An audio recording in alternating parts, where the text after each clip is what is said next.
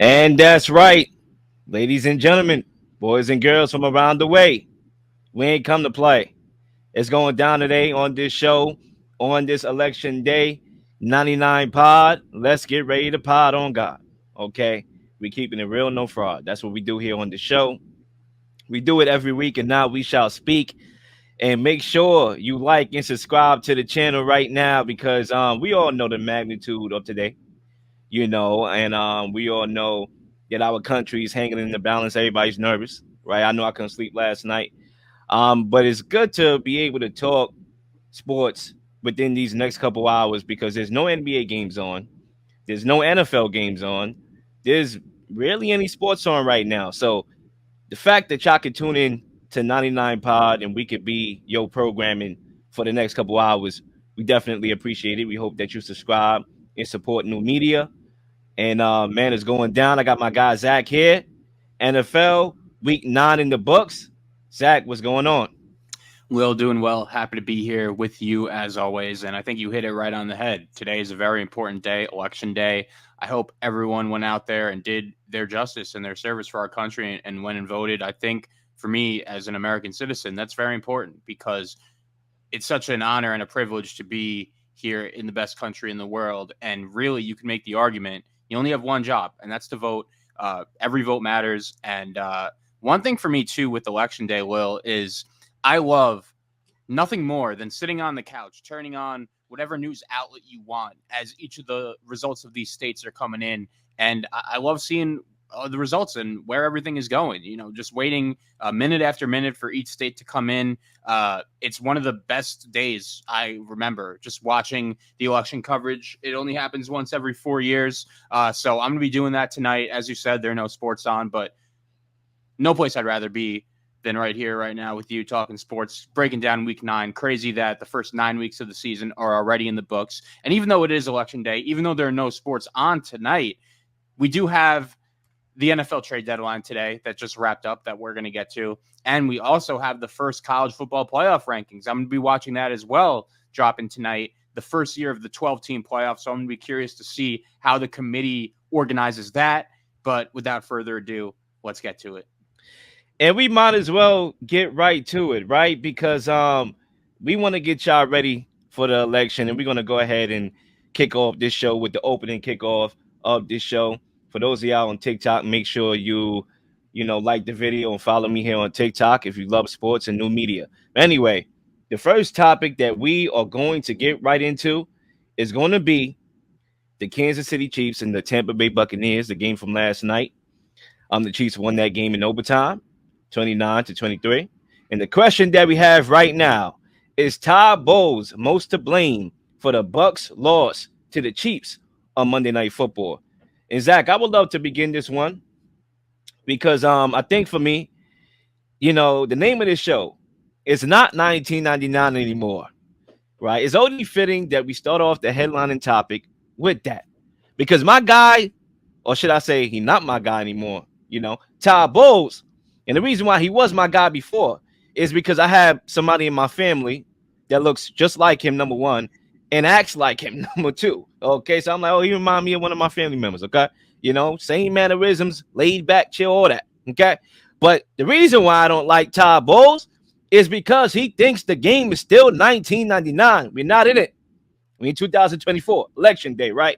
And you look at the decision-making in the NFL, it's more advanced, it's more evolved. The game has evolved, right? Now it's either you do one thing, adapt, or get back, right?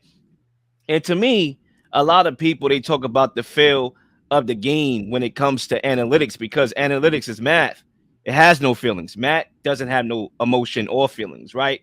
But the feel of the game can apply to analytics, okay? With 12 minutes, and I'm not even talking about the last sequence of the game, which I'm pretty sure we are going to definitely get into. With 12 minutes and 49 seconds left to go in the fourth quarter of the game is tied 17-17. The Bucs are faced with a 4th and 2 from their own 38.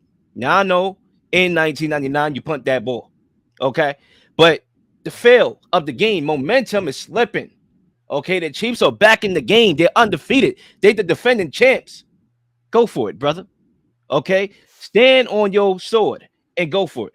Okay. The problem that I have, Zach, when it comes to defensive minds that are head coaches, is that they trust in their defense so much. Okay. Take, for example, Mike Tomlin against the Cowboys. The Cowboys are driving. It's fourth and goal, I believe. And Tomlin calls a timeout to set up his defense rather than to keep the timeout to try to match offensively what the Cowboys just put up to win the game. Okay. Defensive minds, being head coaches, believing that it's 1999, believing that you can win a game coaching scared. Okay. Now, granted, the Buccaneers did a very good job of getting the Chiefs offense to a lot of third downs. But guess what?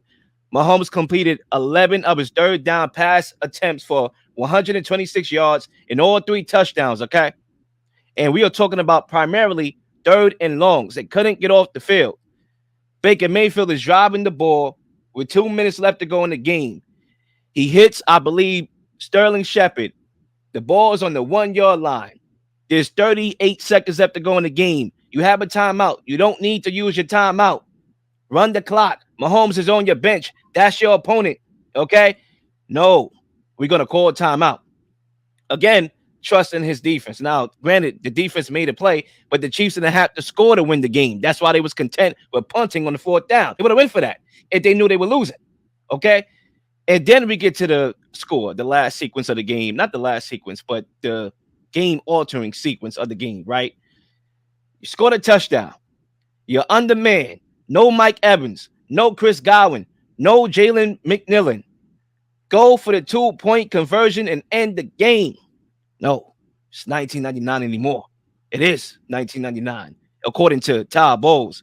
He kicks it, and guess what? Chiefs won in overtime. They won the coin toss. Game over. You even get the rock again. Okay. So, yes, Todd Bowles definitely deserves a lot of blame. Who's the most to blame? I'll get to that in my second lap. Yeah, well, so one thing that really stood out to me, and it hit me really as soon as that sequence, the last minute of regulation when the Buccaneers were driving and they ended up tying the game. There's one thing that really hit me after they scored and Todd Bowles was faced with the decision, did he want to go for two and try to win the game or did he want to kick and send it to overtime? And that's the fact that earlier in the week on Sunday, we saw two other teams in the same exact position as the Buccaneers. I'm sure everyone saw Drake May, a great throw, great play in the last few seconds of that Titans-Patriots game on Sunday. The Patriots were down 7. They scored touchdown in the final seconds, literally the last play of regulation. Gerard Mayo could have won the game. He decided to kick and send the game to overtime, and we know what happened. Tennessee ends up winning the game in overtime, so 0 for 1 there. And then it happened again in the late slate on Sunday with the Seahawks and the Rams. Geno Smith leads the Seahawks down the field to tie the game. Seattle, another defensive coach, by the way. And that's another thing. All three of these guys, Gerard Mayo, Mike McDonald, and Todd Bowles, that's one thing they have in common. They're all defensive coaches. So Seattle, they could have tried to win the game. They decided not to, and they ended up losing in overtime. And then the same thing happened with Todd Bowles and the Buccaneers. And I do understand when you're a head coach of an NFL team, you usually have one philosophy that's stone cold, rock solid, no matter what situation you're in. And I understand that Todd Bowles and Gerard Mayo, Mike McDonald, they're all defensive guys, and they don't want the game to come down to one play. They would rather put their defense on the field, trust them to get a stop, and go from there. But in this situation especially, you're on the road as a massive underdog. And, Lil, I don't know about you, but when overtime started and as soon as the Chiefs ended up winning the coin toss, the game felt over to me. And that's exactly what happened. They run right down the field and end up winning the game. So personally, I would have went for 2. And I bet Todd Bowles is really regretting that decision. If he were to do it again, he probably ends up going for it because that ended up happening. The Kansas City wins the toss and they go from there. But is he the most to blame for the Bucs loss to the Chiefs on Monday Night Football?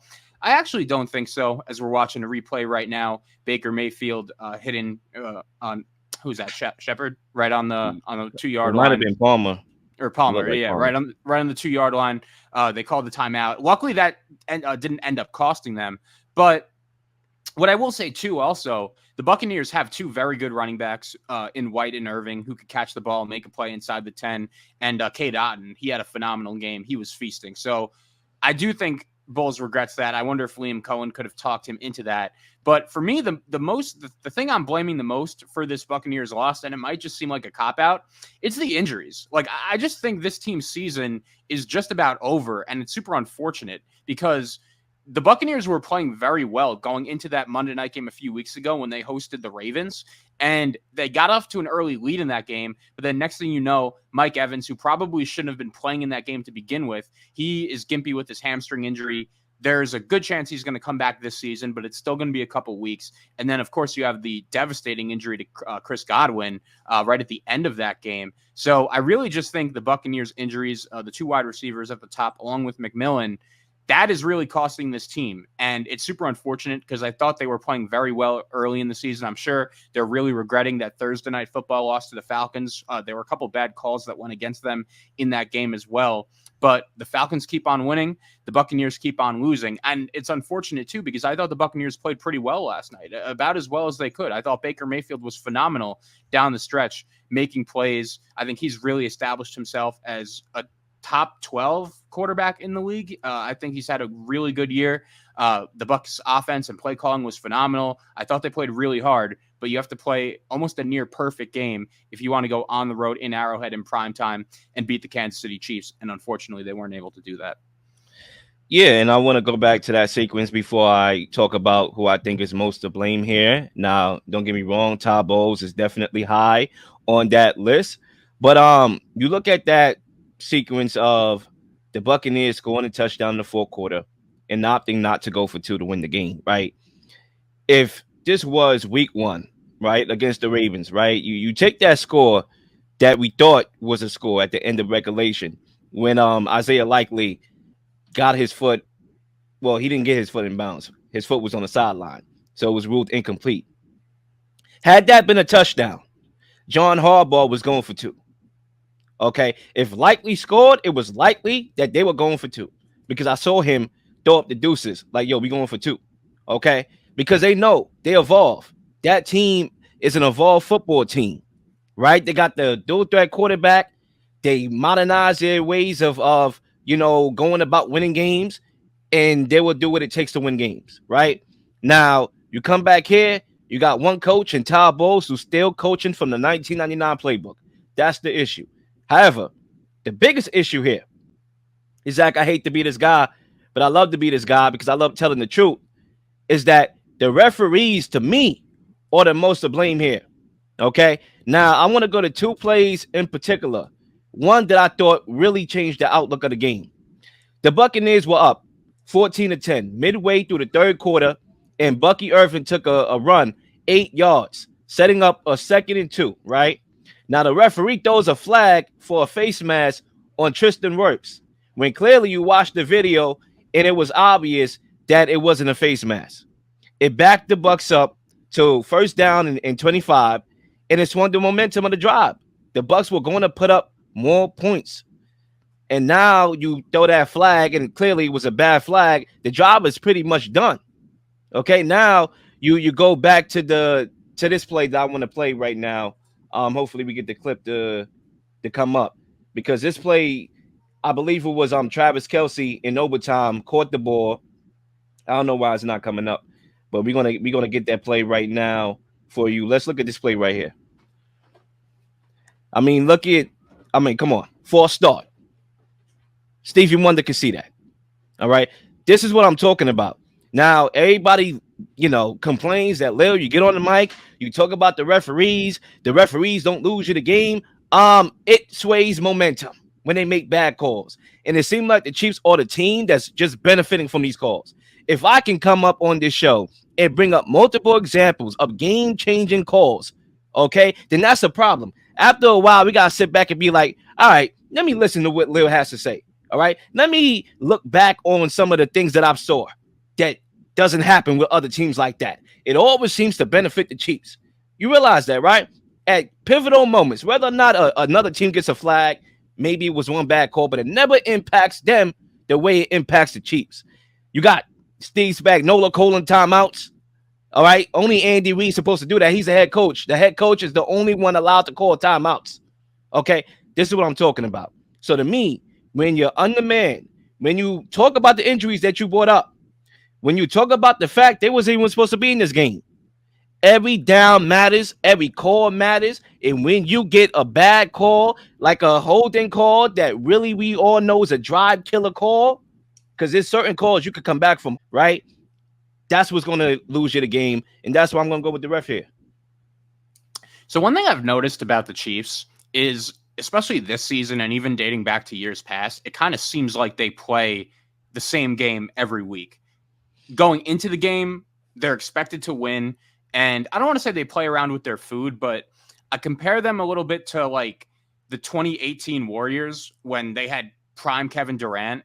And you could just tell that they were so good and so dominant that they just didn't really take the regular season that seriously. And they would try things and mess around a little bit. And they would play a lot of close games. And the thing with the Chiefs is basically all of their games are close. And considering this team has won the last 2 Super Bowls, considering how much they play in prime time or in America's Game of the Week, our focus is going to be on them. And since they play in a lot of these close games, we know that a call here and a call there, it's going to have our attention. And look, with the NFL refs, we've spoken about it a lot on this show. They're a huge problem. They need to get better. They miss calls in not only Chiefs games, but every games in all around the league, and it's going to affect things. Like, that's the bottom line. But despite all of that, the Buccaneers had a chance to win that game late. They could have just gone for 2, and they didn't. And did the refs make a few questionable calls here and there? Sure, but that wasn't the reason why the Buccaneers lost. If the Buccaneers would have gotten those calls, is it a guarantee that they win? It's really not. The game could have gone either way. So I'm rarely one to get on this mic and blame the referees. It seems like a cop-out to me. They just had to play better. And as well as they played, they couldn't get the job done. And it starts with that decision late, because Todd Bowles, along with 2 other coaches in this league, could have went out and won the game on Sunday, and they weren't able to do that. Yeah, they wasn't able to do that, unfortunately, but you have to realize the circumstances. This is not a team at full strength. This is not a team at full health. The fact that they were even in this game on the road against who they playing was, nothing short of a miracle. And when you take the rug off the mat and you take it from beneath them, it's going to be an even taller task to ask them to win the game when the odds are stacked against you, when the referees are not making the calls they're supposed to make. That play that I showed you just now in that clip was a clear false start. Everybody knows that except for the referees calling that game. That should have backed them up. Now, I'm not saying they would have scored or they wouldn't have scored. I forgot exactly the down and distance. However, that's a call you need to make. Okay. My point being is we have to realize, and you said a point as you were landing the plane on your last lap, right, about cop out. Folks have to realize that we live in a world that does not play fair. Not everybody plays the game fair. Have you ever played chess and you about to win and the person just flipped the chessboard? Have you ever played Madden online, since we're talking football, and you're beating somebody and then he just exit out the game, right? People cheat, okay? Mistakes are being made, right? Sometimes it happens. Sometimes it's not cheating. Sometimes it's a mistake. But I'm seeing the same thing over and over again for me to start to think that it's not a coincidence. It's not an accident, because a team like the Chiefs seem to benefit from certain calls in high profile moments. So I'm noticing that trend and I have to speak on it. So whether or not people want to believe that we live in a world that is fair, then by all means, okay, we'll see with this election coming up if we really do live in a fair world, right?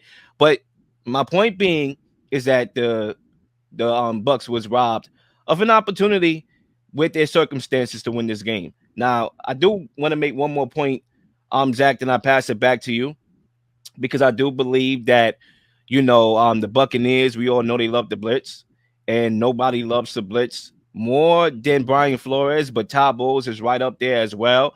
And when you blitz a lot, the downside to that is that if you can't get home with your pressures, you leave your linemen out there to the wolves. You leave them on the island exposed. And Todd Bowles, once again, he loves to blitz, but your guys got to get there. Your guys got to get to Mahomes on third down. They wasn't able to do that.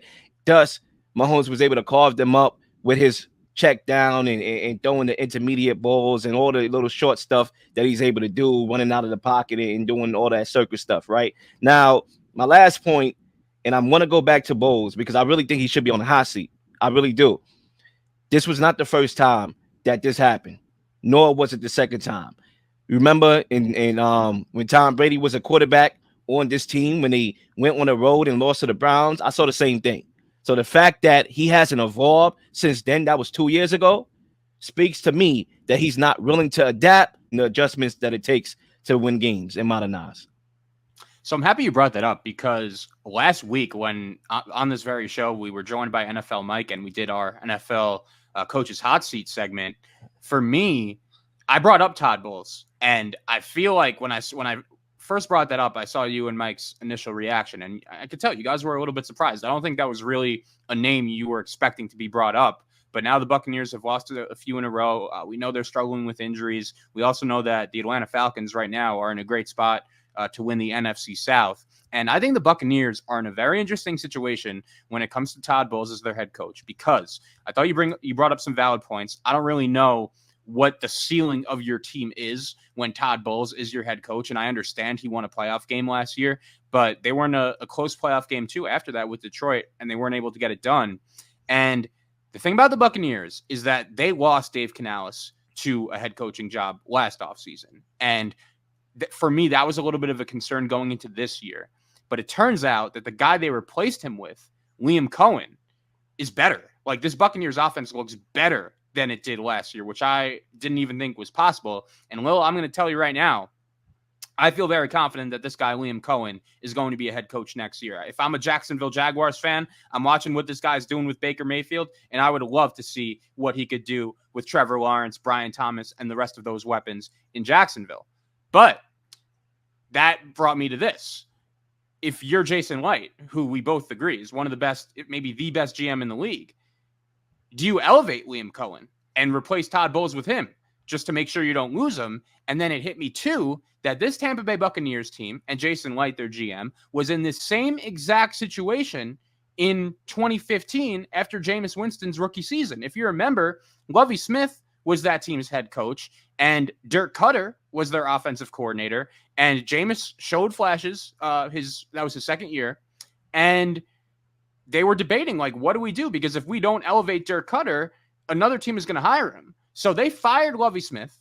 They elevated Dirk Cutter, and it did not work. It was a bust. He got fired a few years later. And I'm wondering if that same decision that Jason Light made with Lovie Smith and Dirk Cutter in 2015, would that affect his decision here? Because if the Buccaneers don't hire Liam Cohen as their head coach, there is a very good chance, in my opinion, that he is coaching another team next year, and they would lose their offensive coordinator for the second year in a row. And I don't think that's something that they could sustain, especially with a guy that's so defensive reliant like Todd Bowles.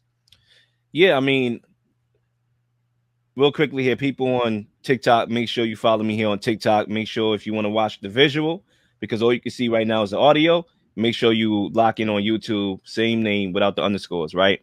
Salute to Sean Michelle as well. We're going to be doing another show after this one later on. So tune into that. Look, I think for me, we have to realize that Todd Bowles was handed this opportunity. He was handed a great situation by Bruce Arians, with Tom Brady in the last stage of his career, the last year, right? And he was able to get another opportunity and showcase what he can do, post Tom Brady as well. And he did a very good job. He did a fine job, a good job compared to what we thought the Buccaneers was going to be, right? And the fact of the matter is the guys that he hired, like Dave Canales and Liam Cohen, I believe, right? I don't know his name, but I know his game. Okay, this guy can really call plays, right?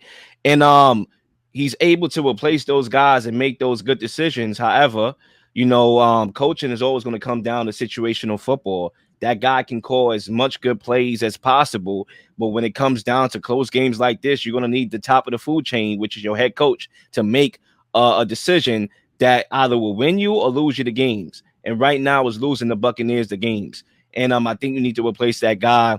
And I would definitely not allow another offensive guru to leave the building. I'm keeping him, and I'm trying to go see what I can do and what I could build off this season. That looks to be a season that's going to be by the wayside because of those injuries. I'm going to be looking to see how I could expand it next year. Please like and subscribe for all the up-to-date content. You've been slinging shows left and right, slinging content left and right. Please don't miss anything. If you do, like, subscribe, leave a comment, leave a question, something you may want to answer, something you may have. All ideas are great ideas. Nothing's a dumb question.